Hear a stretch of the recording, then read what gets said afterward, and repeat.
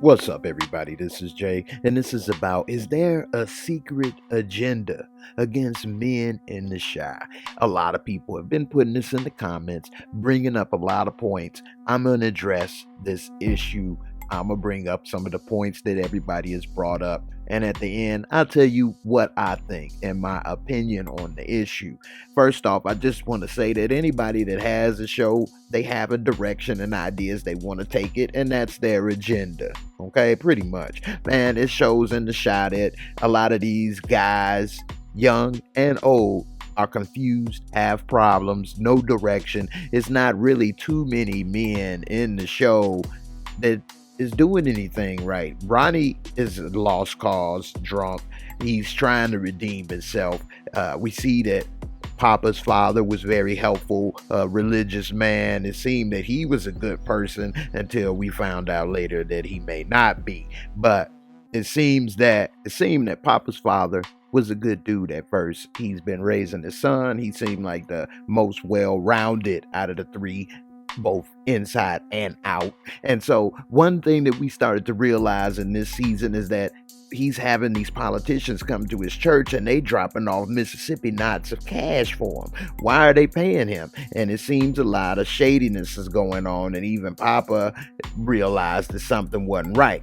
Ronnie, we know that he had committed a murder. He's been a drunk and a mess. It seemed like he was redeeming himself and on the road to redemption this season. And unfortunately, y'all know how that turned out. He was having his best day ever, finally redeemed himself. People are recognizing him as a hero, and some young pump ends up popping his top while he's walking with his lady in the alley after enjoying a meal. And that was all she wrote. The end of Ronnie. So another male figure that either is dead or ain't worth a damn. And it's unfortunate. The next up is, of course, Duda. Now, he's a businessman, but of course we know that he's running gang operations. He's killing people, beating people, but at the same time, the facade of being a good person. And we know that ain't exactly what's the case. And as far as Papa, we haven't confirmed what exactly happened to him and why he's arrested. But not only was he a good male role model in the show that we turn out is not, but now it's putting his faith and everybody else's faith in question. Duda, back to Duda, it seems has mother issues. His wife is stopping him from talking, dominating him now when he's trying to speak. And it just seems that it's no good redeeming qualities about him. I mean, it's not really a single good guy all the way around on the show, and it would make people think that everybody in the shy is shady, or fake and showing you one side of themselves and another. We got Trig, who comes out of nowhere, has no money, has nothing, trying to get Reg leftover money. He wants to be taking care of his brother. That's a redeeming quality. But the very first episode, we see he's a murderer. He kills somebody, shoots him in the head. And then we don't know what his situation is with his partner. He's having some type of identity crisis, which the show established in the episode when they was in the bar. And so we still haven't seen how that's going to relate to his brother and how they're going to deal with that. But he has nothing going for himself. Where does he work? Well, how is he going to provide for his son? For Jake. It's nothing redeeming about him. And Emmett, he's a mess.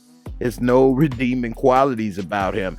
And when I say that, I mean redeeming qualities, not are you cool to hang with. All of these guys may be cool to hang with, have a beer or something, but at the end of the day, Emmett's a liar. He's a cheat. He's always irresponsible. Why is he back living with his mother? They didn't explain why. We don't know why they weren't able to pay the bills. We see that he's cheated on his girlfriend, and then to make it better, he proposes. with a cheap pawn shop ring.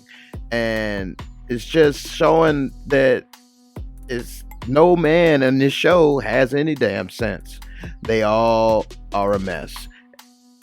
Let's not get to this dude, Omari Nutwick. I mean, damn, he's the worst out of all of them. They show that he's not necessarily a gruesome looking dude. He's got a nice house, dressed nice, but for some reason is unable to find a decent partner and resorts to kidnapping and beating and torturing and raping Keisha, even to the point of impregnating her. Why? Why would he do that? We don't know his motivation other than ex-girlfriend of his. I mean, we didn't get to know more about the character. He was killed. We don't know if he had other people, how long he's been doing this. Is this one time? All we know is what we saw, and that wasn't good. Not to say that if we learned more, we could have felt better, but it's another character lost. Darnell. I like Darnell. He cool. Another person I would like to hang with. But is he good? He may not have the best qualities. He's a womanizer. He's had how many marriages, how many kids, how many baby mamas, and he still continues throwing salt all over his son's game about the ring, how little it is, this, that, and the other. Trying to sleep with Dom. I mean, she do got that Dom data, so it is hard to resist with all that rump roast on the menu. But nevertheless, he's a womanizer, and nothing good about him as well. Lil Rel, people say, why he on here? He worked with Emmett to throw an old man out of the business he built. How dirty is that? How could you fix your lips to do that? And how could you say Sonny can't pay the rent, so we'll just throw him out? You didn't even give him a chance to see if he could come up with it or make an attempt. You just automatically decided that off of the word of Emmett. That's not realistic, and that was dirty. Then we got Ronnie's boys. Nah, they didn't seem like bad dudes. They did used to just sit around and get drunk with Ronnie all the time in the first season on the porch. But they seemed that they was trying to get themselves together. They was going to go ahead and go out of state to get a job. But it seemed that they was down on their luck, struggling. And the only way they could do something is if they left the city. So again, no dudes is able to do nothing in the city. It seemed that it's just another sad story. And then the one guy that we do see is making money and positive is Gemma's dad.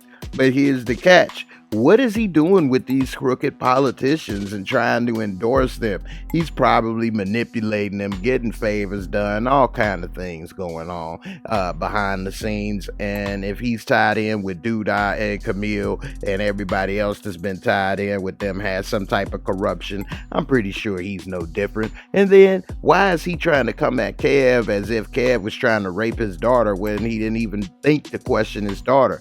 That was bogus, and I didn't understand that at all. And then we get to Sonny. Sonny was a good dude, OG of the show. He didn't help this man, Emmett, when he had no education, no references, gave him a job, helped him to have something, give him some pride, tried to give him good advice.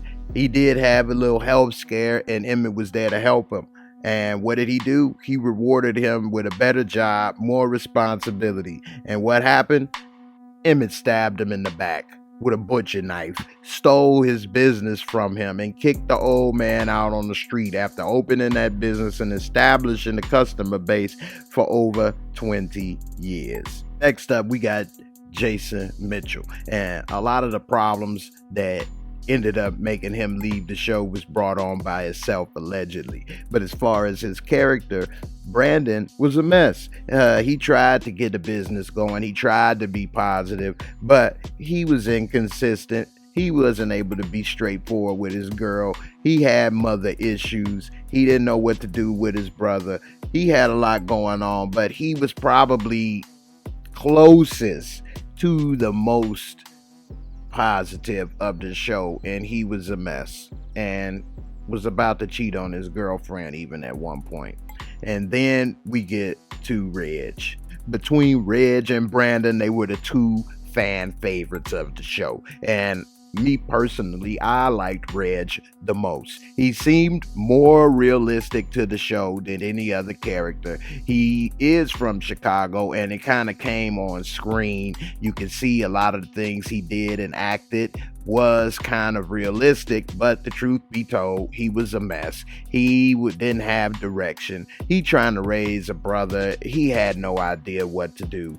And unfortunately, he was killed off the show. At least it appears to be that way. Now, it's a lot of rumors, controversy, and different things about how and why he was killed off the show. I'm not going to get into that on this. If you want to look into it, it's other videos you can check into that. But nevertheless, he was gone from the show, and it left a big void. It's no real male strong characters on the show that feel like a Chicago character. And it seemed that either every character is either killed off or a mess. And to say that it's a specific agenda to portray men in this light, I can't say that is true, but it doesn't look good that almost every man is this way. I can't say that it's a conspiracy to do this. There's no way I can prove that. But you can go off of what you've seen off of the 3 seasons and see that a lot of men are a mess. Now, is there a lot of men that are a mess in Chicago? Most definitely. So that's not necessarily a lie, but it is a lot of guys that are doing good and doing better than what was portrayed in the show. And it's a lot more than what is portrayed as well. It's not a rarity. But nevertheless, it is interesting television, which we always have to keep in mind when you're dealing with a TV show, is that it needs to have drama, it needs to have ratings, and you got to have things happen. Now, if everybody was doing great and showed positivity, then the show probably wouldn't get ratings and it probably would go off. Now, a lot of people want to point to the show's creator, Lena Waithe, because she's an open lesbian lady. But I can't say that that is the only reason that this could be possible. And I can't say that it is not possible. It's something that you can't really prove. And people have directions they want to take a show. And if that's the story they want to tell, you have the option to either watch it or not watch it. And that's pretty much the way it goes. And if you don't approve of things, if you don't watch it, then they don't get to continue the story. The Chi has a lot of support. It would be nice to see a mixture, a little bit more positive characters in the show. But then again, that wouldn't probably bring a lot of drama and excitement to the show. So that would make it kind of hard to have, good storylines and things. So you got to look at it both ways. And with that being said, I cannot definitively say that there is an agenda against men in the show, and I can't say that there's not. All I can say is that a lot of the men in the show have issues, but a lot of the women do too. Nobody is necessarily perfect. A lot of people will point to the comments and say that the women are portrayed stronger more often than men. It is what it is. I'm gonna keep looking. We'll see how it goes, and I'm interested in your comments. My stance is that I can't definitively say it is or isn't, but that it is a track record of men that are a mess. But I can attribute that to drama and storylines. We'll see. Let me know what you think in the comments below, and I'll see y'all in the next one. Peace.